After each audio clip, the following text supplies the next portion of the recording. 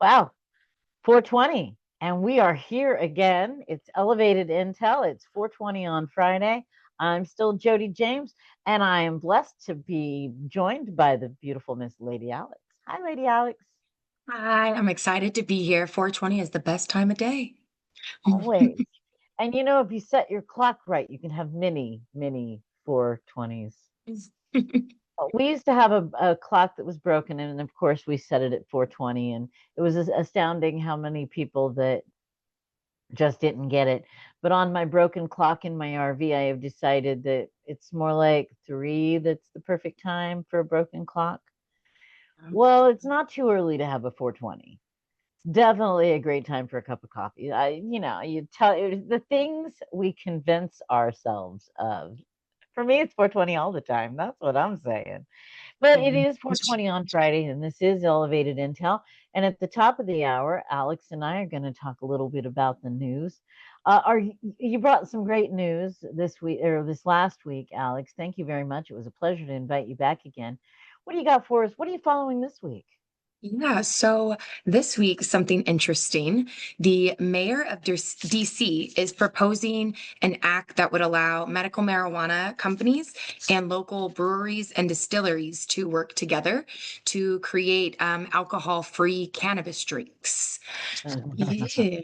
So the local breweries and distilleries could pay $500 for an endorsement yearly. The dispensaries would have to pay $1,000 to be able to do this. They can bring in more cannabinoids, give them to the breweries and distilleries. They will make the drinks, give them back to the medical marijuana company, who will sell them after they've been laboratory tested. And they are wanting to put a 6% sales tax on them. So, Wow, let's unpack that for a minute. So they're going to charge the alcohol people less, right? yes, right. 500. The marijuana people have to pay 1,000. The Now a brewery, when I think of a brewery, I think of like my little local tap room, right? So they Yeah. brew and they sell. So would the brewery be able to sell it themselves?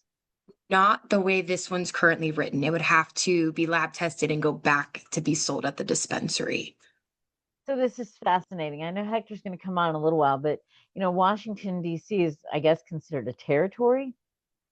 Right. So they have legal marijuana, but they really don't have legal marijuana. They're not allowed to sell it. You can go into a place, you can buy a t-shirt and they'll give you some weed to go with your t-shirt. It's legal to consume in the district, but of course, most of the district is federal property and it is not legal to consume on federal property. And so now I'm just fascinated. Are they saying would it be a THC drink? Is that the cannabinoid that I'm going to be selling my brewery? As they were not specific, but as far as I can tell, that's what it appears. Fascinating. And that would be the legal route for alternative beverage for the cannabis as an alternative beverage in DC.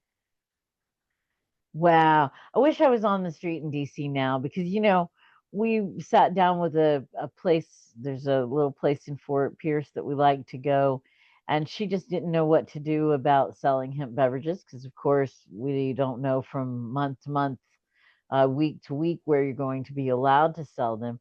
So the mayor of DC is going ahead and trying to come up with his own solutions. I wonder how that would fly in Florida, Right. I right? know it would. I like how small the numbers are for them to participate. 500 and 1,000 are is really reasonable cost for those businesses. So I like that too, and I Okay. would love to see it happen more places like Florida. And 6% is not, I mean, that's a sales tax. Yeah. Sales tax. In Florida, we tax at the retail level and we tax at the wholesale level and we tax at the distributor level. And, by the time you're done, really most of the things that we buy that are, what do they call them? The sin taxes, right? That's what we get on our alcohol is our sin tax. But 6%, that's probably a regular sales tax. I'm okay with that. Yeah, I like that. I can live me with too. it.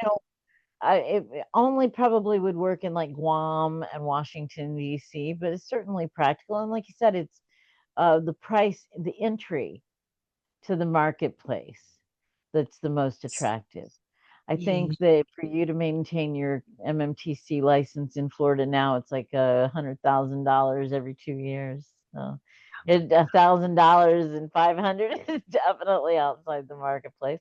Now, our hemp program at one point was pretty reasonable. People could get a hemp program license in Florida really reasonable, but the state never did anything to build out the hemp market, right? So you had this hemp license, you had no one to sell to, you had nothing to sell, and you're trying to do basically experimentation here in the state of Florida because of course there is no real hemp industry, or there was no real industrial hemp industry.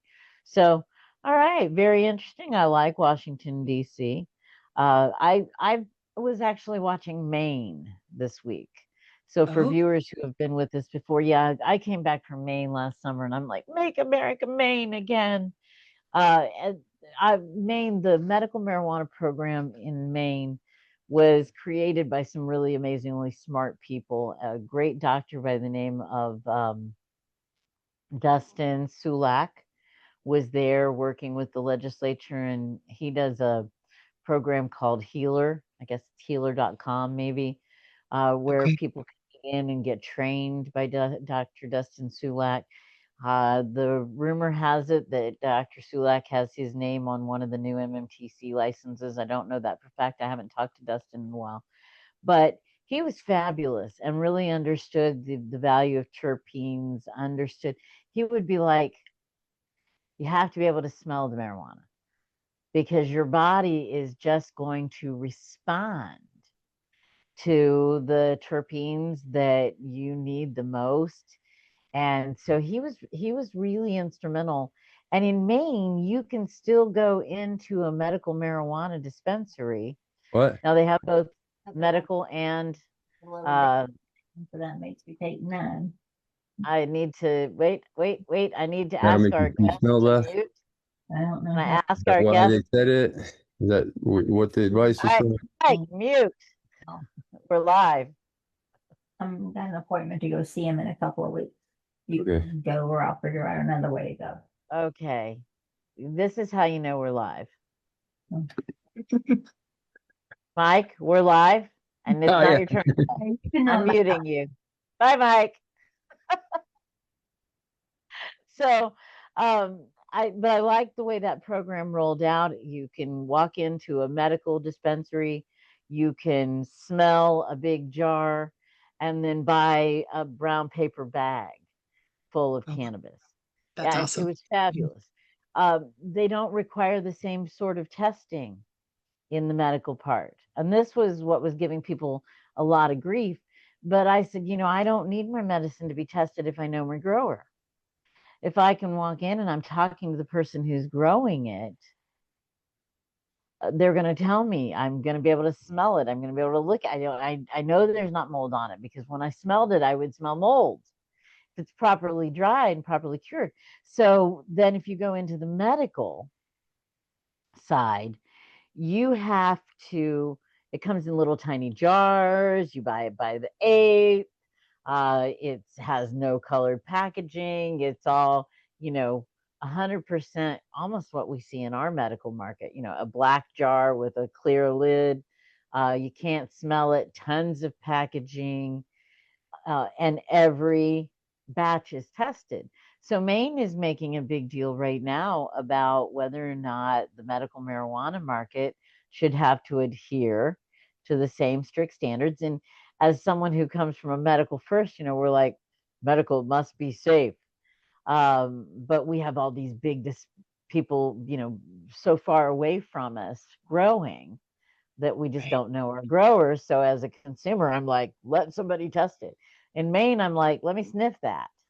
So Maine is looking at, because the complaint that the patients have in Maine is that it's going to drive the cost up. Every batch test is several $100s.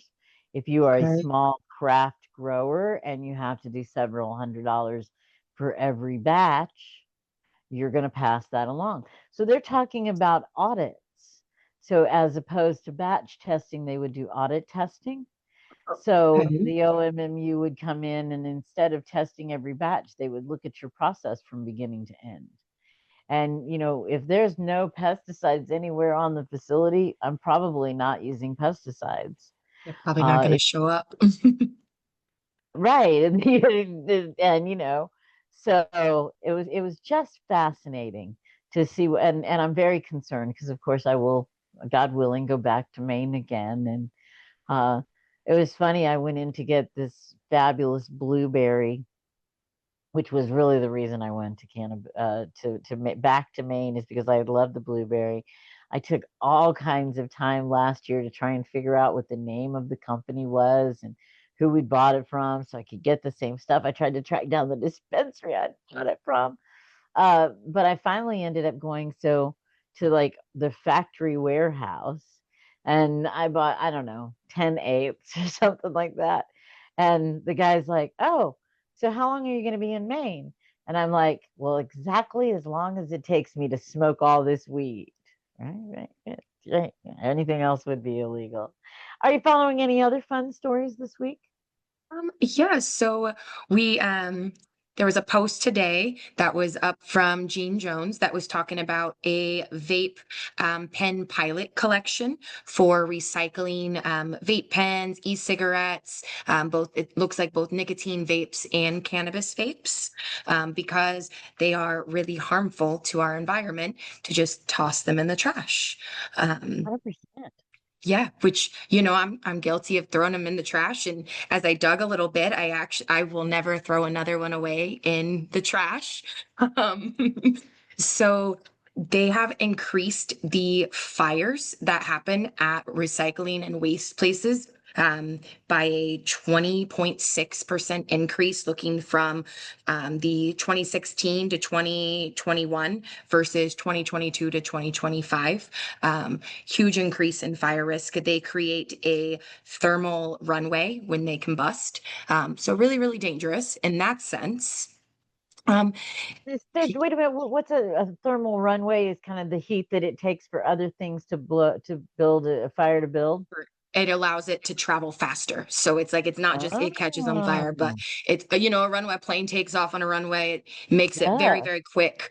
Um, and then also, there's oftentimes a residue left in those vape cartridges when they're thrown out. And when we throw these away, the heavy metals or acids or gases, chemicals can end up in our water supply, or contaminating wildlife ecosystems. So we're really supposed to be throwing them away at a hazardous waste center. And I looked up, my closest hazardous waste center to me is like a 40-minute drive. So the likelihood of me doing that, biweekly is not likely. So I think Gene and the Pluto Smoke Shop doing this and bringing an accessible way for people to bring all of their old batteries is going to make a huge impact on our environment around there. And hope that it continues to grow throughout the state. They're doing a collection April 10th through 27th. That is fabulous. Yeah. No, that is really, really fabulous. So this is, and I think it's so sensible. Am envisioning, one of the big cardboard trash can looking things that says battery and one that says empty cart. We talked offline about, what happens to it. It gets in the hands of kids. It gets into the environment, children. I had one of my pals told a story about, their company disposing of them and people breaking into trash cans, right? So I've heard those kind of stories too. That's fabulous. Gene Jones has a conference coming up the end of May. This will be, I don't remember, maybe 7th or 8th annual Florida Medical Cannabis, wait, Florida Medical Cannabis Conference and Expo, fmcce.com. You're smiling because you're speaking, aren't you? Yeah, on the last day, I'm excited about it. Well, I'm excited about it too. First of all, you will be speaking, Jen Macris, excuse me, JMac. So thanks to Hector, JMac is going to be speaking. I believe Stu is going to be speaking. So yay. They're doing a 50-50 raffle, and Florida Cannabis Action Network is the recipient of that. So we really appreciate when our partners come together to help us out. And just thrilled that all of you guys are going to be getting some headlines on that. We really appreciate that. Stu does HR solutions with a Canopy HR. So pretty exciting stuff that you guys are going to be talking about. We have just an amazing world of strength. And the FMCCE is going to be giving credits, continuing medical education credits to doctors. If it's something that you're interested in, or if you'd like to make sure that your doctor knows about it, I think there's some great discounts that are available to docs that are practicing in this space. And not just docs, but docs and clinics. So the whole practice could come in. And I am not a novice, but I'm not in the industry. I'm not a doctor, and I still get a ton out of these conferences. So even if you're just a patient or an individual in the space, um, I think there's still something in it for you. But FMCCE, go Gene Jones. He's always doing something cool. And it sounds to me like that's something that we could probably do just about anywhere if you have a retail establishment that is open during regular hours. So I hope we see more of that. That was always, there's so much waste in this program. Remember, I said I can go to Maine and get a brown paper bag. Saving on all that plastic waste. Yep. I know exactly what to do with my brown paper bag. I think that's fabulous. This week I started digging into some stories that our audience was asking about. The first one I was doing a little digging on was the Oklahoma Attorney General. I don't know if you saw that post. See that one. Oklahoma Attorney General had a crazy post about how when he took office in Oklahoma, there were 9,000 licensed cannabis businesses, and now there are only 1,300. And he's happy about that because now it's more controllable and we're not turning it over to Chinese syndicates. So I'm like, wow, that is really astounding.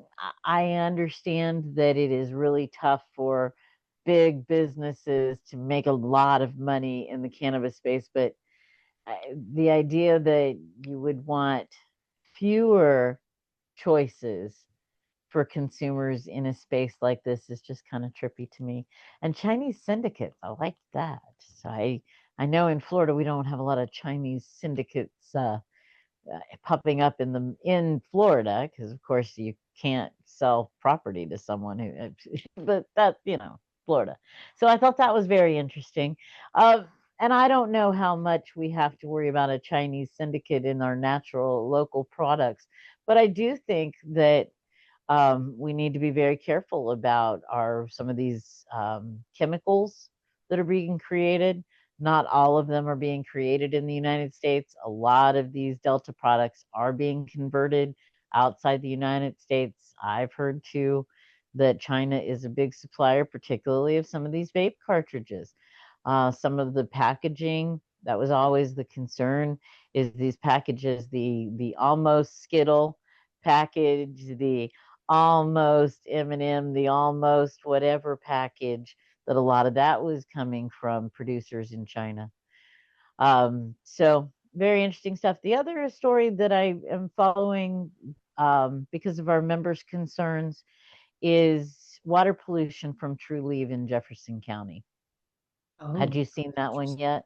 No, I missed that one too. I definitely want to circle back to read that one. What did you see on that? So the Tallahassee Democrats been following this for a couple weeks, and one of our members reached out to me and said, Jodi, I'm very concerned about this. And actually, we had two of our members reach out to us about it. We first got a video that showed water presumably being dumped from a Trulieve facility in Jefferson County. And this water is clear and then the water is not clear and it's all flowing and it's kind of murky, and the video was very compelling. It looked just, this is terrible. Apparently this video got loose and a group started calling the local legislators. Oh, wow. Right. And so now the local legislators have to respond, and everybody's up in arms, or is this runoff? Is it discharge? Is it the overflow of nutrients? Is it this? Is it that? And it was funny because I know how some of our members feel about Trulieve. And so I thought, well, I guess I'm playing devil's advocate here. But I started doing a little bit more. I read deeper into it and checked the articles that was referencing it, and they are meeting all of their standards. There is no problems. Everything that they're supposed to be doing, they're doing. The water management has been happy with them. And it just so happens that one of the fellows that worked with Trulieve had worked with me on a hemp for water project. And so I texted my friend and I said, hey, are you still with Trulieve? And he said he was. And I thought, well, you know what? If he's still with Trulieve, I just don't believe they're doing anything wrong, because he is in a position with Trulieve that if something were being done wrong, he'd be the one doing it. And he really loves clean environment. So I started thinking, okay, well, I'm going to give the benefit of the doubt. And then a second member called and said, Jodi, I just can't believe the smear campaign that is being orchestrated against Trulieve. And I thought, well, you know what? This is Tallahassee. We do have a governor who hates this. And the idea that all of the sudden legislative offices are getting dozens of calls did start to sound like a little bit of an organized, one person in their backyard may or may not call. And my friend said, yeah, I saw it. One of our members said, yeah, I saw the video. What it looked to me was like a pollen-rich pond had just been dumped, and it was pollen. I go to Tallahassee every year. I have to wash my car 4 times, and it still comes home with a pollen bath. So I don't know. We'll see.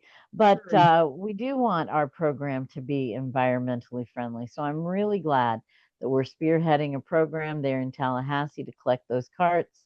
I am thrilled that people are paying attention, and I'm glad that we're holding these MMTCs accountable. But I also want to make sure that we're not part and parcel of some organized smear campaign, right? So that's no good. So we're going to do a little bit of a transition. I think that's the news for today, a little bit of what we had going on with the news. I'd like to bring on Hector Roos now. Hector, are you ready? Hi, Hector. Ready, Jodi. Ready for Jodi. Right. We're going to take the world by storm. Actually, it's you that's going to take the world by storm, because I think you have a plan for this next segment that just doesn't include me. So I'm going to let you take it over and lead us into the next segment. I appreciate very much you being here, and I'm looking forward to listening to your next guest. Great to hear you and Lady Alex, of course. Great to hear the story that maybe just maybe Trulieve is not the bad guy in the story for once in a while. Who knows? Even the devil needs an advocate. Exactly. Well, what I want to do is introduce really quickly. This next segment is going to be an interview. I hope that this will be to educate the public on the origins and evolution of drug prohibition and highlight the new cracks in prohibition framework, and position this conversation in a way so that people understand this from a political, medical, and historical context.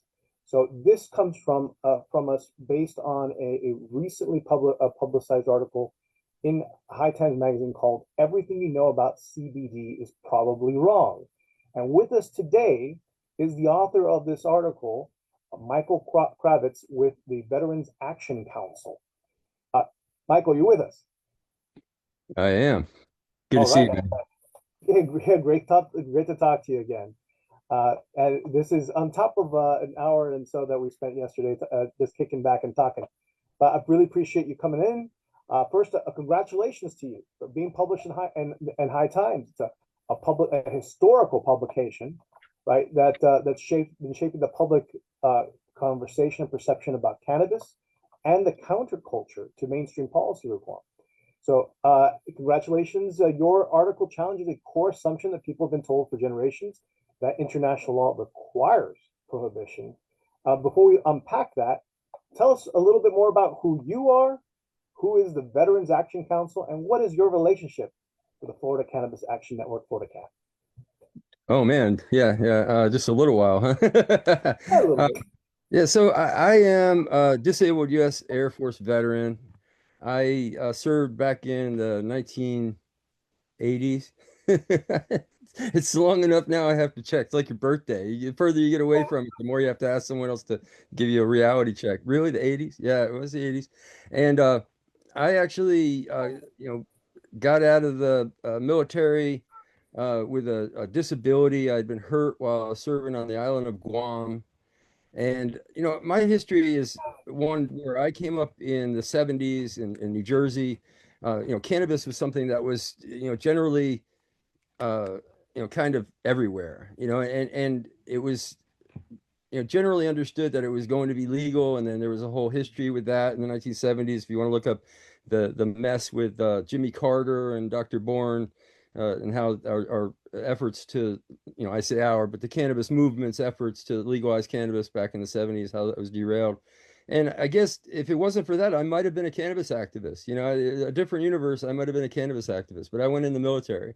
And I was a good troop. I did my job, and I was an electronic warfare systems technician. I worked on B-52s. And on my last weekend in Guam, my way home from dinner, I had a motorcycle wreck, and it just derailed my entire existence. And I actually went through, I think, 13 surgeries to put me back together. And, I was taking all these pills and stuff. And I was on a trip. I actually had a trip that I was going to go on in the military just before I got hurt, all throughout Asia. I was going to go to Thailand and all these places. It was such a wonderful idea, Korea. And I tried to do that once I got out, and it was cost prohibitive, as they might say. It was no way I could afford it. But what I could afford was to go across Europe.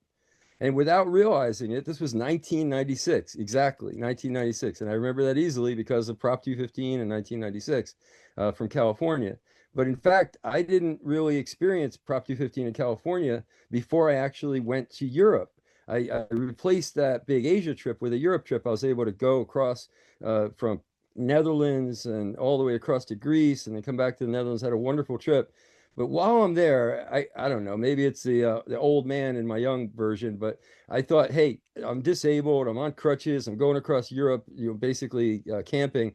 If I run into trouble, I don't want some ambulance driver or some emergency room to have to try to navigate communicating with the Veterans Affairs Hospital back in USA to figure out how to treat me. I should see a local doctor. And when I started talking to this local doctor, he asked me some questions about cannabis. And again, I alluded that I stepped in something that I didn't realize was happening. That was the year that the medical cannabis program in the Netherlands also started. A little bit different kind of start, but it was the same kind of thing. Where it actually had just begun, to create patient access to cannabis. And I happened to be seeing one of the only doctors in the country that was working on that at the time. And he asked me some questions, and he's like, you know what? If you can use cannabis, I'll write you a prescription. If you can use cannabis instead of some of these painkillers, do that. And I thought the contrast was really interesting and kind of amazing, really, because at that very same time, back at the Veterans Affairs Hospital, I was getting the opposite advice. They were saying, I'll give you anything in the pharmacy. And I swear to God, this is true. My doctor offered me any pill I wanted in the pharmacy as long as I quit using cannabis, and could promise her I wouldn't use cannabis. So here's one doctor is telling me the exact opposite advice as the other doctor. One of them has to be wrong.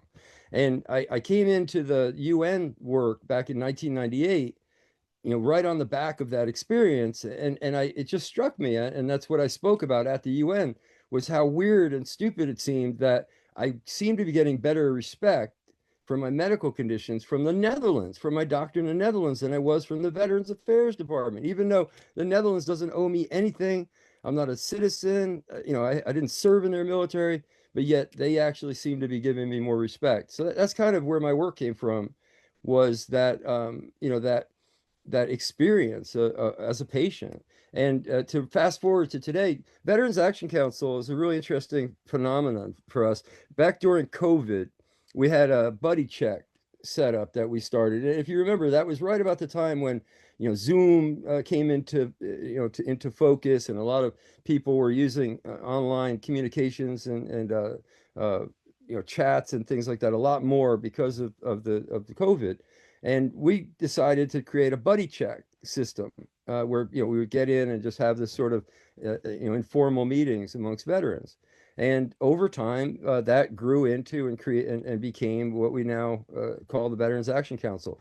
The reason why it's so unusual is because I defy you to find another entity in the cannabis space that has no leader, has no budget, and is completely voluntary and works by a consensus. We actually follow the same kind of consensus voting that the commission that does the drugs, votes over at the UN.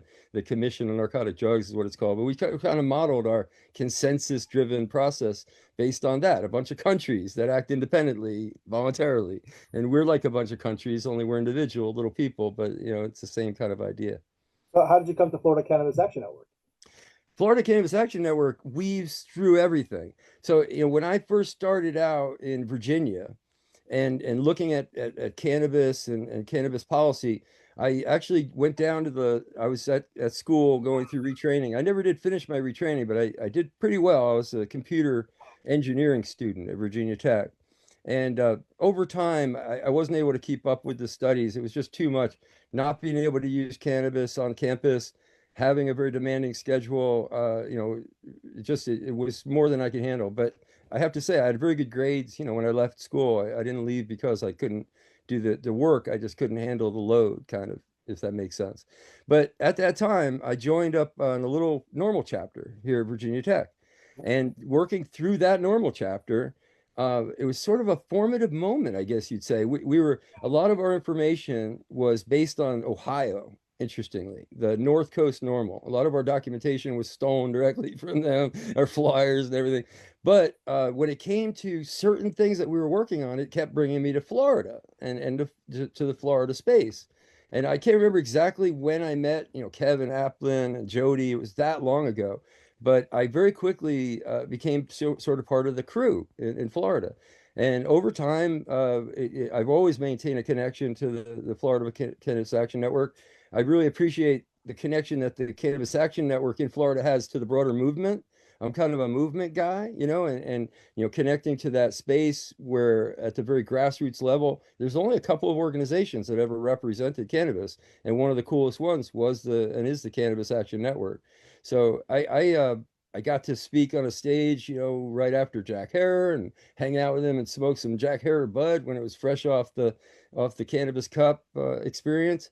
I couldn't begin to list all the experiences that I've had with the Florida Cannabis Action Network. But let me just say, in closing, that it's just amazing to me how I've been part of so few things around the country, and yet those few things seem to be so stellar important. I got working with California guys with Dr. Mikaria long before Prop 215. I got working with you guys long before that Hemp Fest with Jack Herer. It just strikes me how lucky I've been, or how well I've sort of followed that string, and it's brought me through the movement. Well, Florida Can is blessed to have you on its board, blessed to have your wisdom and have access to your knowledge. So really appreciate it, and thank you for coming today. And we're gonna get back to this amazing article you've written in High Times. Everything you know about CBD is probably wrong. And so I'll lead off with the starting question. If you had to correct one major misconception the public has about drug prohibition, what would it be? Hold that question for about a few seconds, and let me just say something in general prep, because I think people need to understand that back in 1969, our marijuana law at the federal level was found to be unconstitutional, and it was thrown out. And they brought in a new law. I mean, it was unconstitutional and it was thrown out, right? Getting me? So they don't have a constitutional basis for our law. The law that they had and the constitutional basis that they had was thrown out. To replace it, they replaced it with what's called the Controlled Substances Act. And the circular sort of reasoning of the basis, the constitutional basis of that law is the treaty. We signed into a treaty in 1962, I think it was, and it was 61. And by 1971, when we did our Controlled Substances Act, that was ratified, and that was, part of our constitutional order here in the United States. But the treaty itself defers to our Constitution.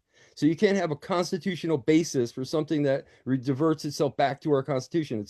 You're the lawyer, but it seems very circular to me, and it's always been on very shaky grounds. But I want people to understand that the treaty is so important to our national policy. And every single time that we've ever gone to court, again, the cannabis movement, not me, has gone to court. The DEA, the thing that they bring as the blunt instrument to knock us down in the courts is the treaty every time. So I just want people to have that sort of background, that the treaty isn't some nebulous thing that exists out there. It's actually in our law. It's part of our constitutional order because it was ratified by the United States in 1961. So look, Michael, let's catch up our listeners for people who don't know what the treaty is. You're mentioning the United Nations 1961 Single Convention. That treaty. Exactly. Right. So exactly. And they've modified that several times. They even modified it as early as last year. So it's a living document. Yep. It's basically 3 treaties. It's a 1961 agreement, which brings in the plants, 1971 agreement, which brings in the psychedelics, and a 1985 agreement that brings in organized crime and some other issues. And then, as you said, in 2020, we actually were able to amend the treaty and remove cannabis from Schedule 4, what you might call rescheduling at the international level. So get back to the misnomers about cannabis and CBD. I think the greatest misnomer is that the treaty itself is calling for prohibition. And it just doesn't do that. There's a complicated explanation. Medical cannabis and, quote, non-medical cannabis are treated very differently. Medical cannabis is within the treaty. Non-medical cannabis is exempted from the treaty. And both of those have a very distinct meaning in how it unfolds and what it means to the countries around the world. But there are 186 countries around the world that have signed on to this treaty, including the United States. It's not an insignificant obstacle to reform. Let's dig a little bit into this misinterpretation. So like you said, it wasn't intended as a strict ban. So what was the intention then? The intention, as best we can tell from the treaty, was twofold. One is sort of governmental, and this is really hidden. I don't think most people would ever really get this from looking at the treaty on its face, but working inside the treaty body and hearing from the governments themselves and the treaty body. When I say the treaty body, there's an executive committee and a chair of a committee, and there's the secretariat of that. It's called the UN Office on Drugs and Crime, and a specialized agency of 13 individuals called the International Narcotics Control Board that handles the paperwork on an annual basis and has some other roles in the treaty. And when they passed this treaty, it was very much, I think, sold to member states as a way to make sure that people had access to medicine, but at the same time, those very dangerous chemicals that countries are working with in the lab to create new medicines are kept away from the public and kept from harming the public. And that kind of makes sense, even to a cannabis consumer. That there's nothing about that doesn't make sense. Cannabis was not made in a laboratory. That doesn't affect us. It shouldn't affect us. But what happened is, a little different. I'll explain that in a second, but I want to get to the second part of that. I said that there's a governmental side that's hidden and people don't really hear about it. Well, in the 1890s, I guess it was the very first treaty in this whole long line of drug treaties that ended up in this single convention, the big single omnibus drug convention. Those treaties started with the Shanghai Agreement, which was on the heels of the Opium Wars. And the Opium Wars were all about forcing China to use more opium, because if they didn't use enough opium, it caused a trade imbalance with Great Britain. I'm not kidding you. The very first drug war was about making people take more drugs. So that coming from that to where we are here is surreal. But you have to understand, the Chinese perspective was that Great Britain and others, including, I guess, the United States, taking their side, were basically using drugs as a weapon of war. That's the way they perceived it. And the treaty system was to prevent drugs from ever being used as a weapon of war. And from that perspective, from 1890 to now, it's worked. Now, of course, there's the drug war, and there's the sort of nefarious actions of governments under the color of drugs. But I'm talking about governments against each other in an actual war over drugs. We haven't had it since 1890. And so getting back to the treaty itself, folks that think that the treaty today is this prohibition treaty that prevents you from being able to do things that you want to do with medical cannabis, after 2020, that's basically eviscerated, that argument. What we removed in 2020 was cannabis from Schedule 4. Schedule 4 was the onerous obstacle to just open medicinal access.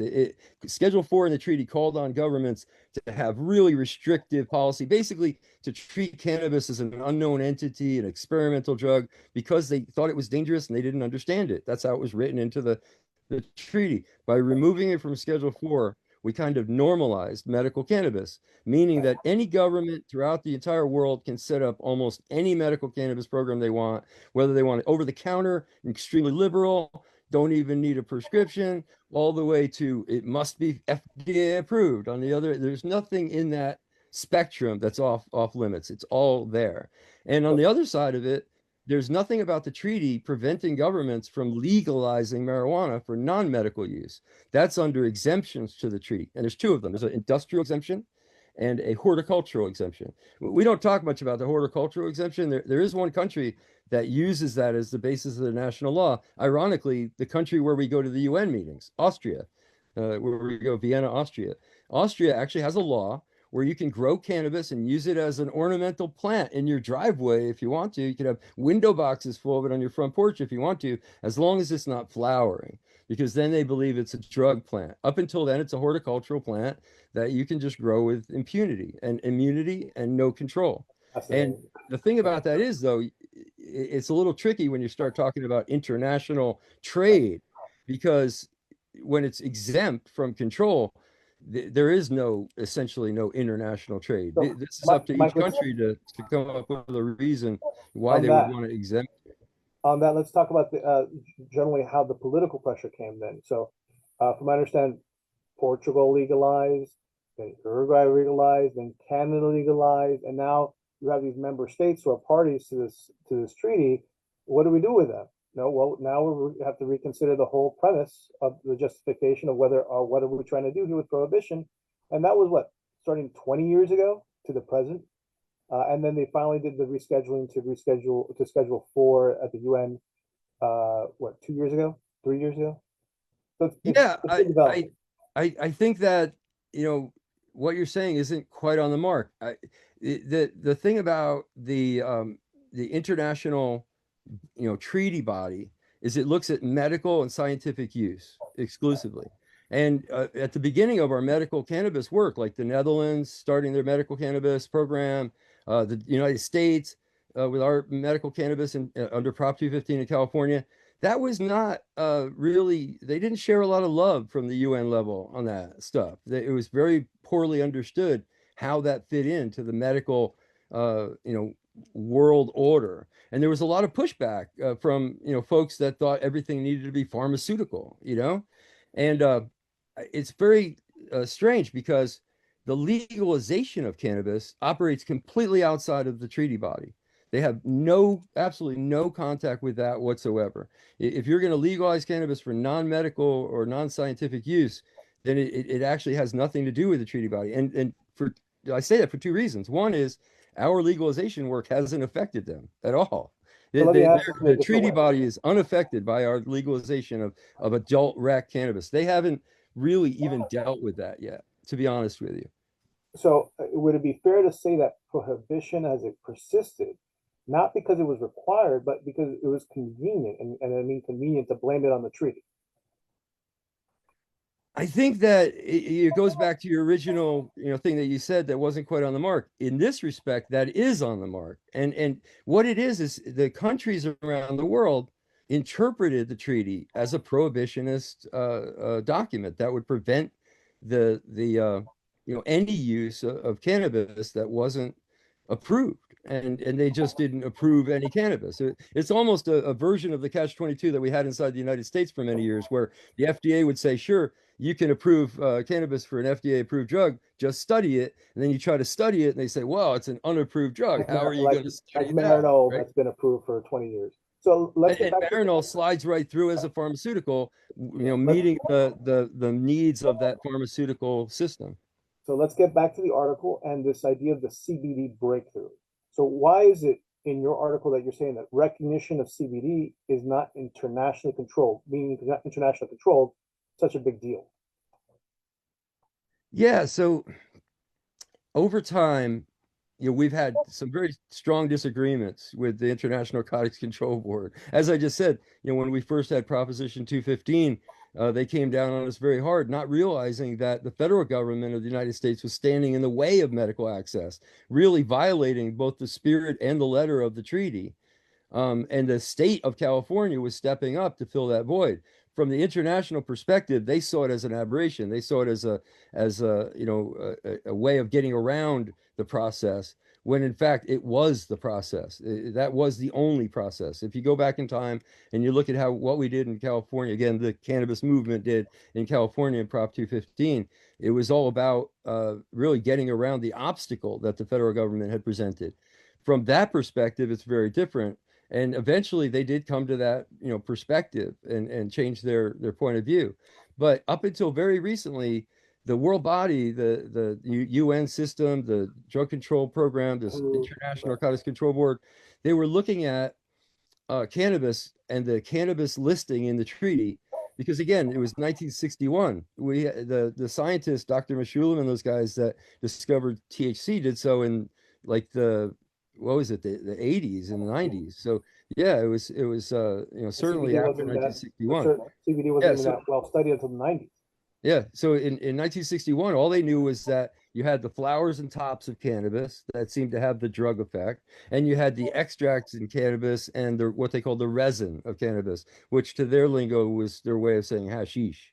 And that was generally what contained the drug effect of the plant to them. So that's what they controlled. That's what they put into the treaty.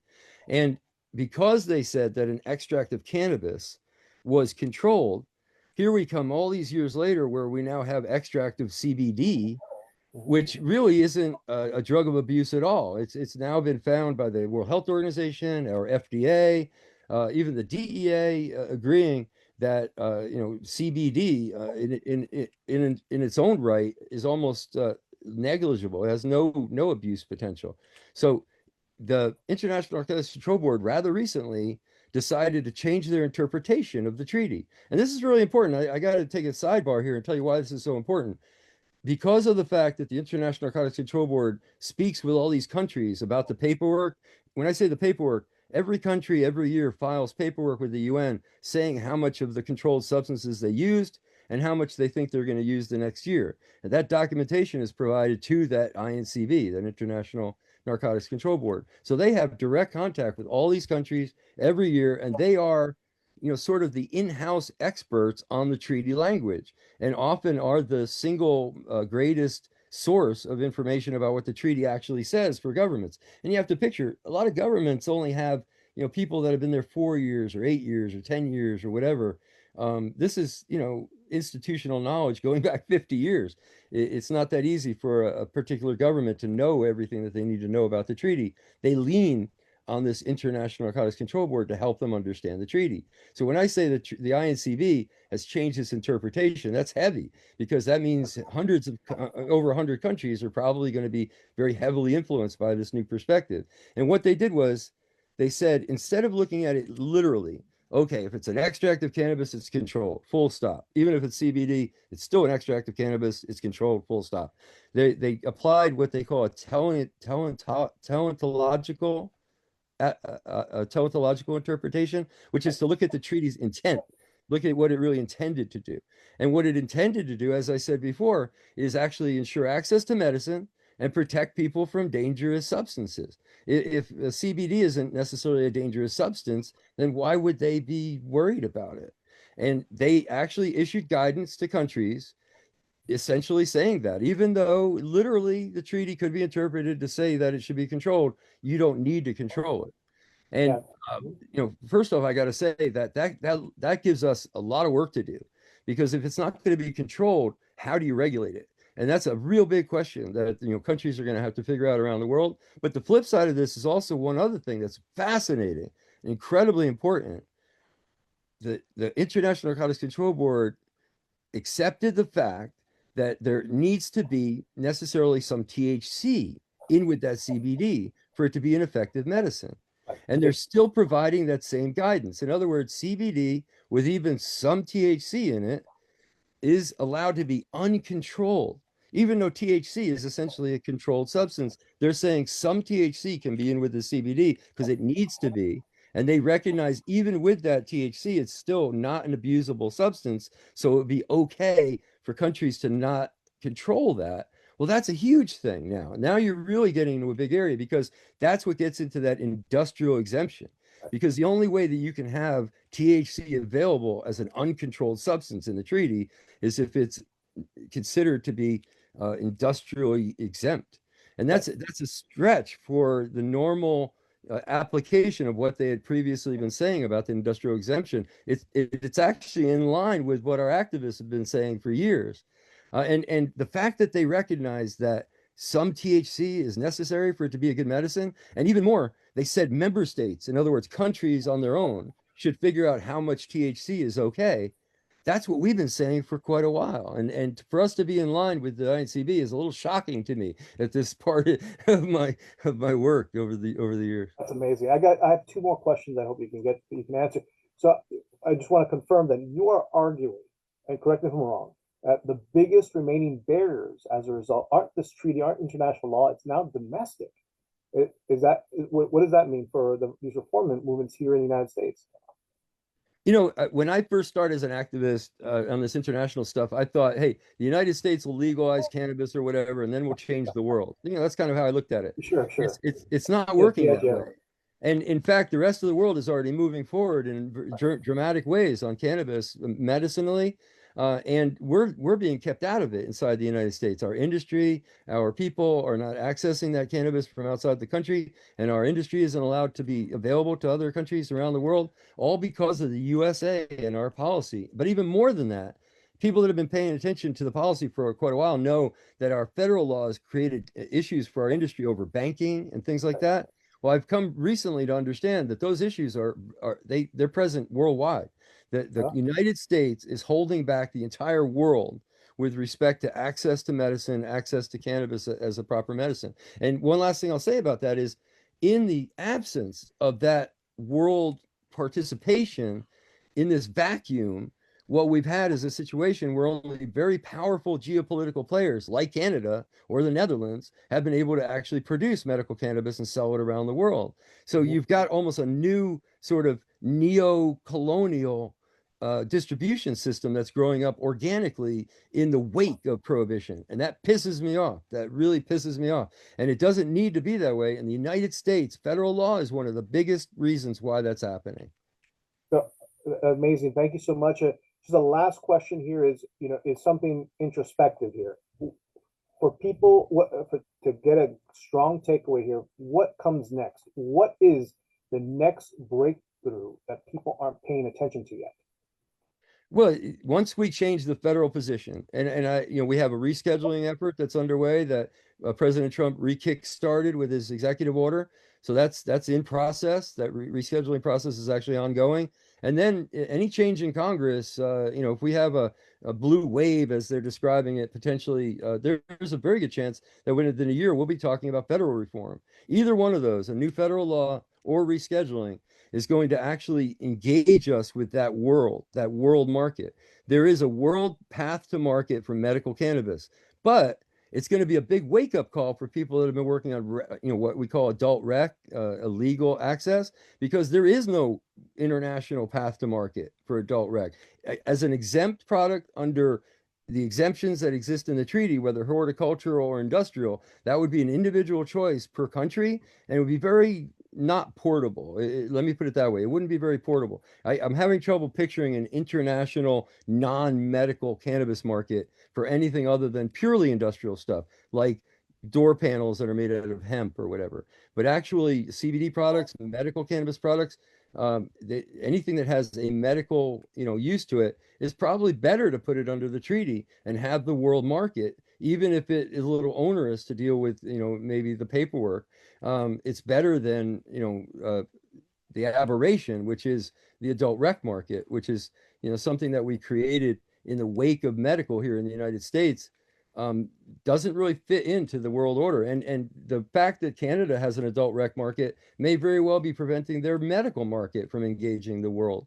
And you can't get insurance coverage for your medical cannabis in Canada, even though it's legal. You can't, get your regular prescription for cannabis, even though it's legal. Those are, things that should not exist if we did this right. So I think that's what's really going to shake people up, is when we do change the federal position, the ground, the reality that they've been looking at is going to change. What you think is up may not be up, and what you think is down may not be down. And I warn anybody who's in the cannabis industry that if you think medical is some stepping stone to adult rec, you're looking at it backwards, or maybe just completely wrong. Because if that's your idea, then I think you're in a speedboat headed for a brick wall. Thank you, Michael Krawitz. Congratulations on your article. Everything you know about CBD is probably wrong. Published now in High Times Magazine. Thank you. Great to see you again. Jodi, coming back to you. Hard to give up listening to what Mike has to say. So if you're just tuning in, that was Mike Krawitz from our board of directors, and Hector Roos, who is part of our leadership team, director of strategic planning with Florida Cannabis Action Network. We are pleased to be wrapping up, but we did have a little bit of a discussion we wanted to have before we wrap up. I'm going to ask our VP, Colette Florido, who is the founder and CEO of CR World, to come on camera with me. There she is. Here I are. You were wearing a fabulous t-shirt last time I saw you. Oh, I did have my Florida Girl shirt on, and I decided I would just dress it up a bit. So not to say that I don't love my Florida Girl shirt. It's got palm trees and a girl sitting in front of her surfboard and all the things that scream Florida. And for a girl from Chicago, you do a great job of being. I'm trying. Yeah, I'm really trying to own it. Not easy to do. I should be complaining about the cold weather and the weather having this sort of like, I don't know, menopause sort of approach. Like today I'm going to be I'm just kidding. Hot, cold. Yeah. So I'm making it work. You're making it work. That was pretty encouraging to me. We have a number of companies that work in the CBD space, including your own CR World. Was that kind of encouraging to you too, listening to Mike Krawitz just now? It is, and it's energizing to hear the international perspective. I think just in general, maybe it made me feel a little warm fuzzy, like I might agree with a current government conversation that I haven't been able to say a lot lately. I feel like this is something that I can have hope. That's what we're looking for, is that there's hope. There have been a lot of moments where I just didn't know how I could help people anymore.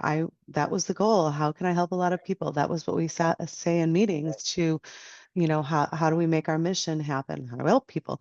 And the reality was that laws that were being decided here in Florida, laws that were being discussed on a national level, just don't see the benefits of whole plant. And so to be hearing that they recognize that that little bit of THC should exist in the products, and that it's up to these entities to make that decision. Okay, ball's back in our court. Please, can we use education and science and not just what we're feeling when we make these decisions? Please. Is that possible? Am I asking a lot? Is that asking too much? Cannabis is scary. So Mike says here. And as we wrap up today's elevated intel, any of our guests that want to pop back on and be part of this next segment would be happy to have your participation. April is I have to many say this things. real quick.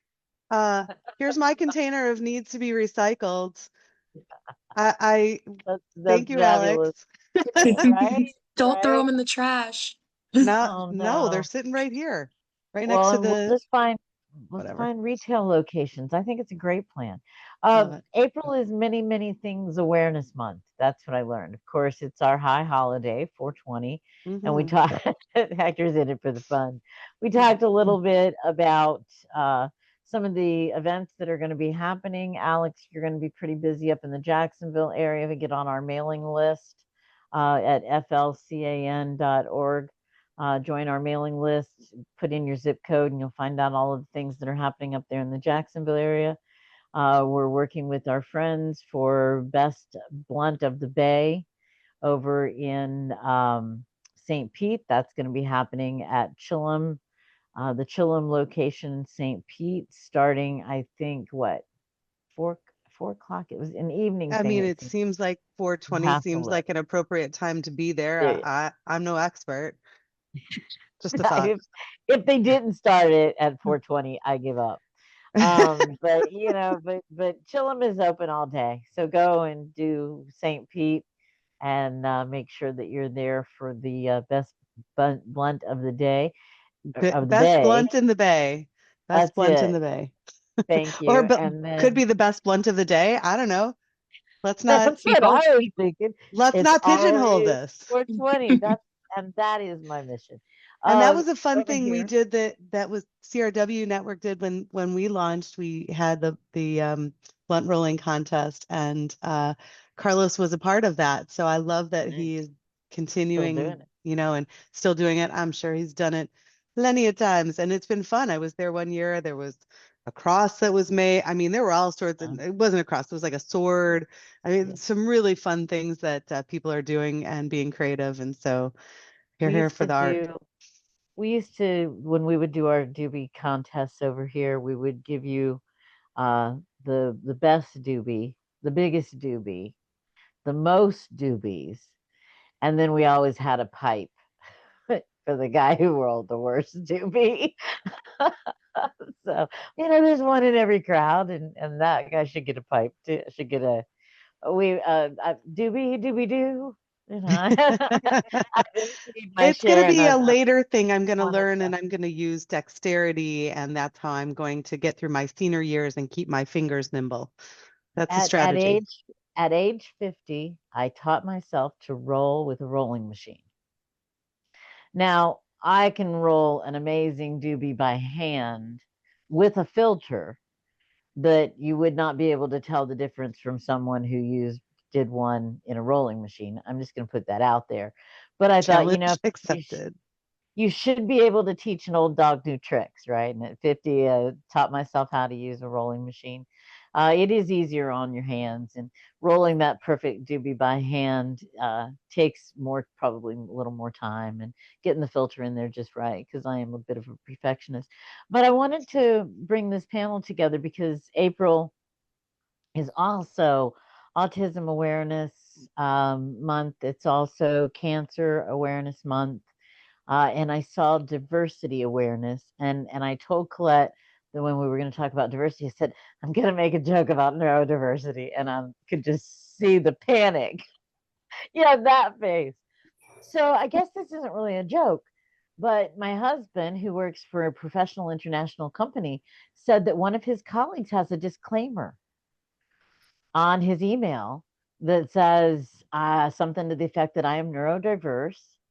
Disclaimer, I am neurodiverse and I am sending this email at a time that works for me, and I don't expect that you're going to respond in all hours of the day, and I'm thinking, I need a disclaimer. I mean, a disclaimer that, yeah, you follow my thought here.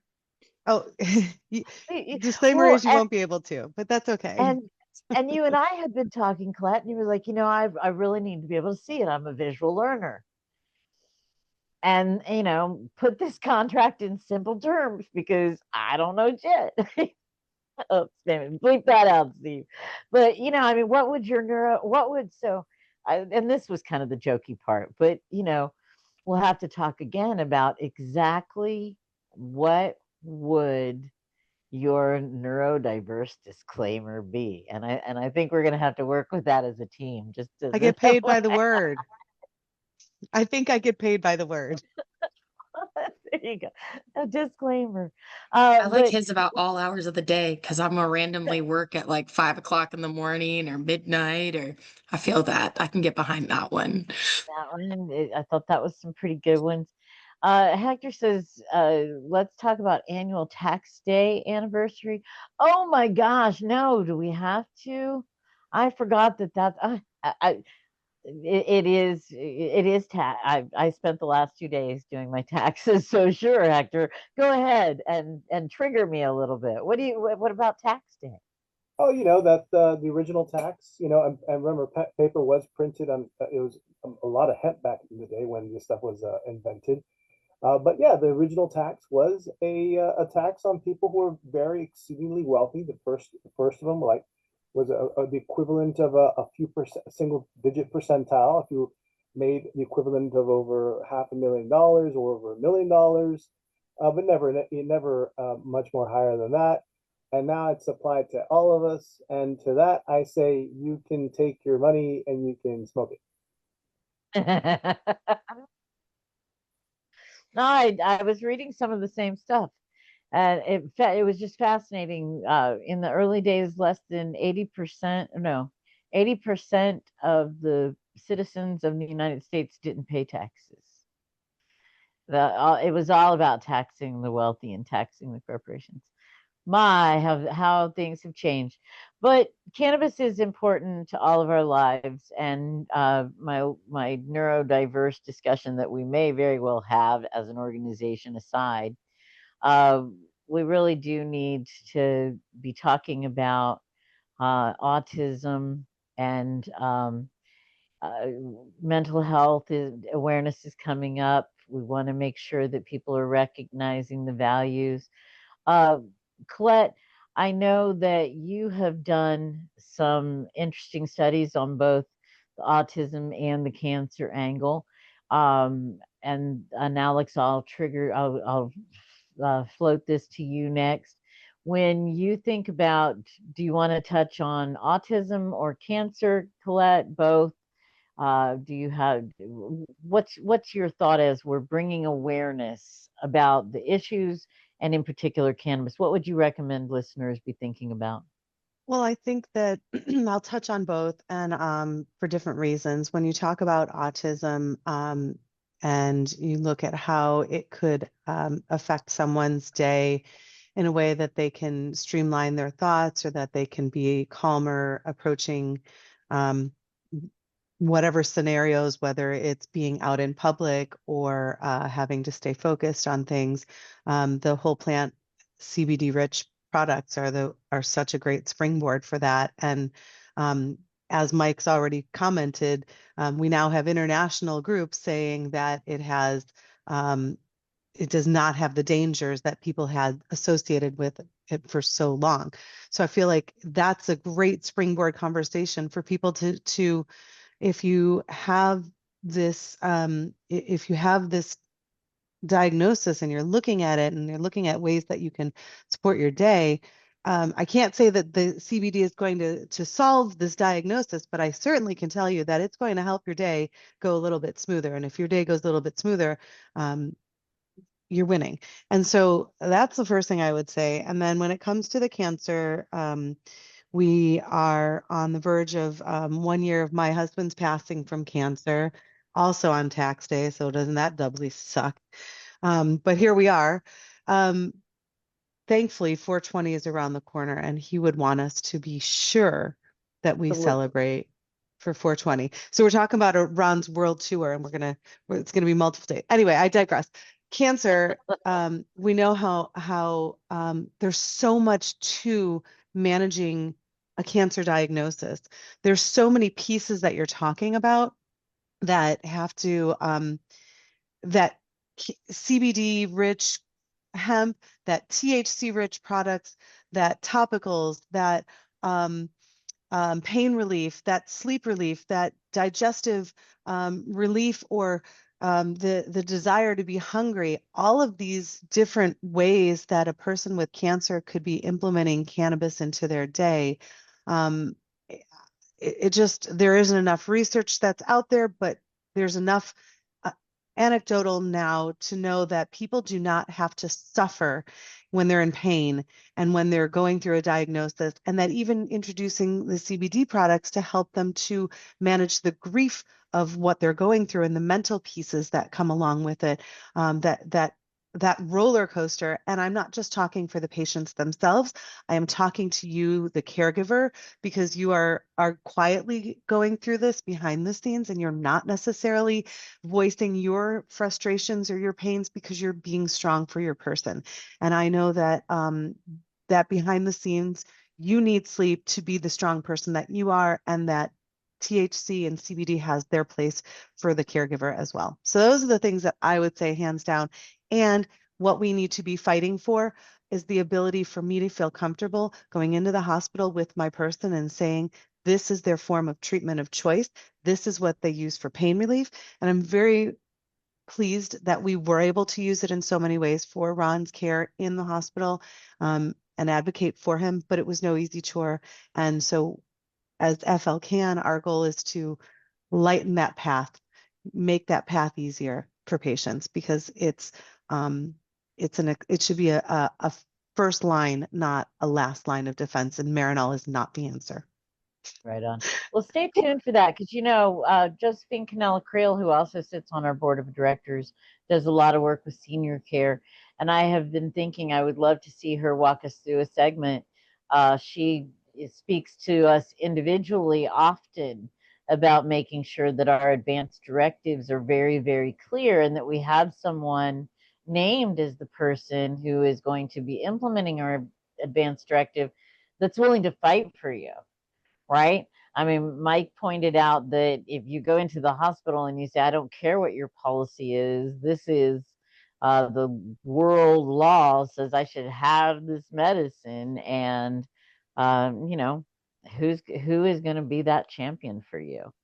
Maybe the guy who rolled the sword doobie, that could be cool. I mean, I'm going to keep that number in my back pocket, because when I need something stronger, I think he won the award, So actually, excuse me, she won that award. Thank you very much. Who will roll for me? That's right. Yeah, that's right. And that's a big important that's the name thing. of the segment for caregivers. Josephine. Well, we have a Barefoot Florida caregiver little video with a guy who is rolling a joint with his feet. He had no hands, and his partner was blind. What would you do? You would learn to, you guys think I'm special because I can roll with a rolling machine. Dude uses his feet. I'm just saying. Alex, cancer and autism. I know that environmental pollution and poison and, finding a healthier environment is kind of your shtick. That is important to you. I like it. It's a good one, right? I'm with you, Alex. That's me too. 100%. And I agree with everything you just said as well. Right there with you. Anything that you would add? With autism too, I think with Autism Awareness Month, remembering that it is a spectrum, that some people's autism may be very visible for folks, to know that they maybe need help or support, but there are people that are on the spectrum that may use cannabis to help them regulate as well, that may not be as visible to those around them. I think that would be something important. My neurodivergent disclaimer. My name is disclaimer. My wounds are not all visible. I am likely consuming cannabis to uh, mitigate the harm of being Jodi. And the least you can do is like roll with me. Wait, double entendre intended. Uh, I appreciate Colette. You know, that was one of the things that I heard from you often is there's just not enough research. There's just not enough research. There's just not enough research. What worked for one person anecdotally is not available, and you know we fuss about that from time to time. And I assure you, the medicine that Mike was talking about, that is going to be a medicine that is pure, precise, and predictable, like Tylenol. Right. So you know we It's going to have be a to. challenge, I mean, because on the other hand, I don't want to be pigeonholed into the Western medicine approach, which is one this many times a day as directed by the doctor. And, Right. I mean, on the other hand, when you can talk about 6 different studies for chemotherapies that are in trial and in different phases, and you have that type of insight, there should be the same anecdotal knowledge that a person with lung cancer of this sort would probably want this, this, and this. This varietal is what they love, and here's why. That's more of what I want to see. It's not to say that it isn't out there. Leafly or Leafly has some great research and anecdotal information that has helped many a times, but it's just not treated the same, and yet could have some amazing benefits when you get the book of what you have to do as a chemo patient and how to care for yourself. It's not enough of that either, and it's not just it doesn't talk about cannabis, but there's plenty of other things that it should say that it doesn't, like stop eating all the sugar, stop eating the processed foods, Right. back to things that are going to treat you well. Very interesting.